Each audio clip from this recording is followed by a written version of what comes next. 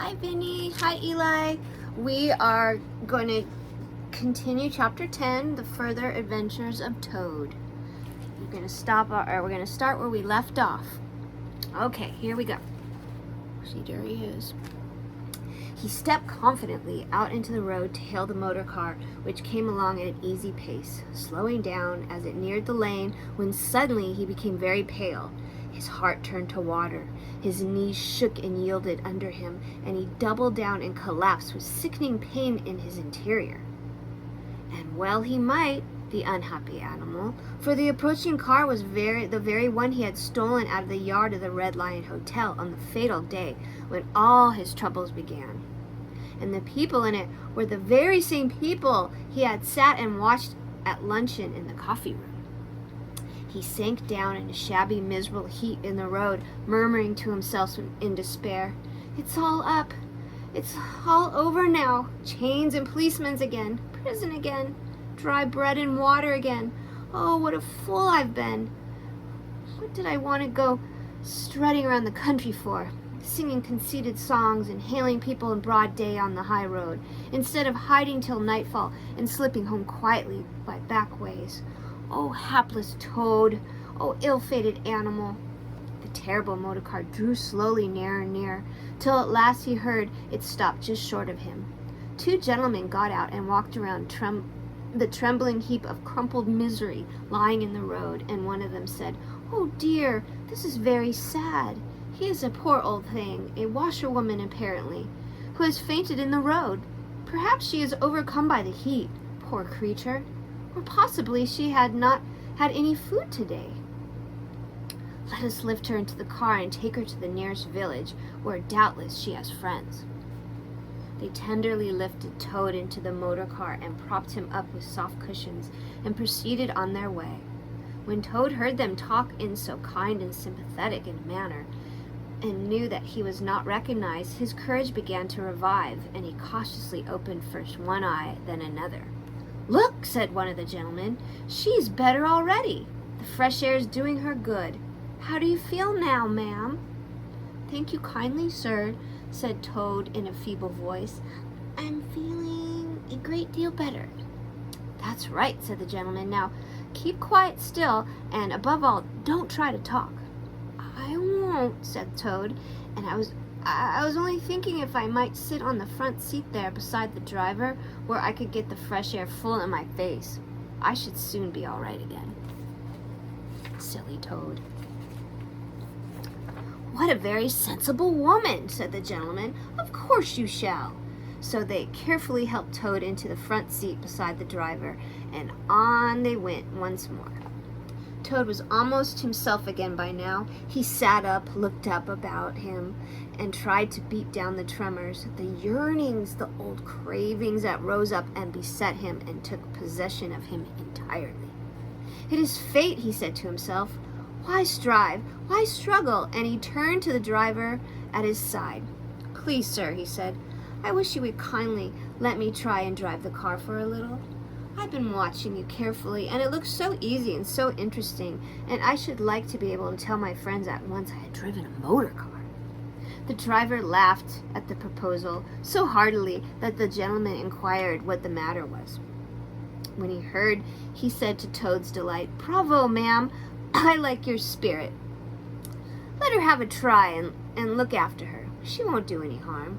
Toad eagerly scrambled into the seat vacated by the driver, took the steering wheel in his hands, listened with affected humility to the instructions given to him, and set the car in motion, but very slowly and carefully at first, for he was determined to be prudent. The gentlemen behind clapped their hands and applauded, and Toad heard them say, "How well she does! Fancy a washerwoman driving a car so well as that, and the first time!" Toad went a little faster, then faster still, and faster. He heard the gentleman call out warningly, "Be careful, washerwoman!" And this annoyed him, and he began to lose his head. The driver tried to interfere, but he pinned him down in the seat with one elbow and put on full speed. The rush of the air in his face, the hum of the engine, and the light jump of the car beneath him intoxicated his weak brain. "Washerwoman indeed," he shouted recklessly. "Ho ho! I am the Toad, the motor car snatcher, the prison breaker, the Toad who always escapes. Sit still and you shall know what driving really is, for you are in the hands of the famous, the skillful, the entirely fearless Toad." With a cry of horror, the whole party rose and flung themselves on him. "Seize him!" they cried. "Seize the Toad, the wicked animal who stole our motor car. Bind him, chain him, drag him to the nearest police station. Down with a desperate and dangerous Toad." Alas, they should have thought they ought to have been more prudent. They should have remembered to stop the motor car somehow before playing any pranks of that sort. With a half turn of the wheel, the Toad sent the car crashing through the low hedge that ran along the roadside. One mighty bound, a violent shook, and the wheels of the car were churning up the thick mud of the horse pond. Toad found himself flying through the air with a strong upward rush and delicate curve of a swallow. He liked the motion, and he was beginning to wonder whether it would go on until he developed wings and turned into a toad bird, when he landed on his back with a thump in the soft rich grass of the meadow. Sitting up, he could just see the motor car in the pond, nearly submerged. The gentleman and the driver, encumbered by their long coats, were floundering helplessly in the water. He picked himself up rapidly and set off running across the country as hard as he could, scrambling through hedges, jumping ditches, pounding across fields, till he was breathless and weary, and had settled down into an easy walk. When he had recovered his breath somewhat, and was able to think calmly, he began to giggle, and from giggling he took to laughing, and he laughed till he had to sit down under a hedge. "Ho, ho, ho," he cried in ecstasy of self-admiration. "Toad again! Toad as usual, comes up on top." Who was it got them to give him a lift? Who managed to get on the front seat at the sake of fresh air? Who persuaded them into letting him see if he could drive? Who landed them all into a horse pond? Who escaped flying gaily and unscathed through the air, leaving the narrow-minded, grudging, timid excursionists in the mud where they should rightly be?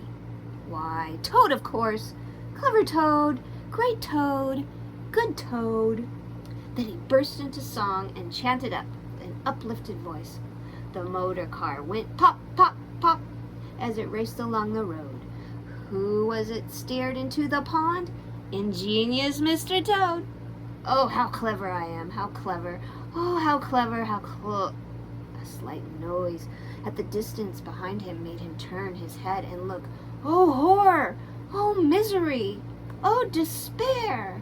About 2 fields off, a chauffeur in his leather gaiters and a large rural policeman were visible, running towards him as hard as they could go.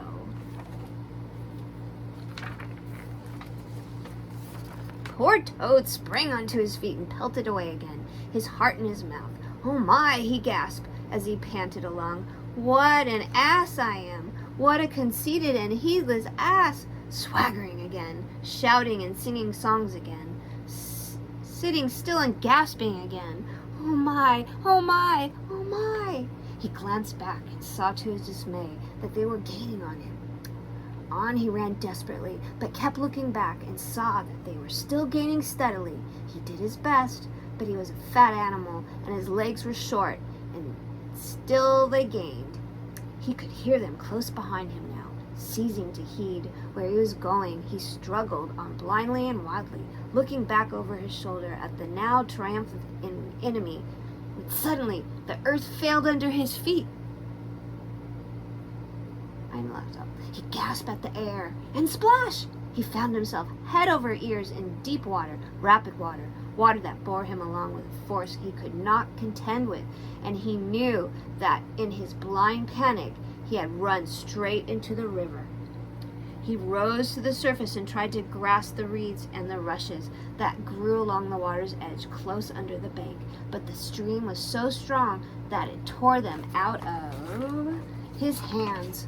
"Oh my," gasped poor Toad, "if ever I steal a motor car again, if ever I sing another conceited song, Then down he went and came up breathlessly and sputtering. Presently he saw that he was approaching a big dark hole in the bank just above his head, and as a stream bore him past, he reached up with a paw and caught hold of the edge and held on. Then slowly and with difficulty he drew himself up out of the water, till at last he was able to rest his elbows on the edge of the hole. There he remained for some minutes, puffing and panting, for he was quite exhausted. As he sighed and blew and stared before him into the dark hole, some bright small thing shone and twinkled in its depths, moving towards him. As it approached, a face grew up around it, and it was a familiar face, brown and small, with whiskers grave and round, with neat ears and silky hair. It was the water rat. See, there he is. Okay, tomorrow we will do chapter 11, my love. Grandma loves you. Mwah!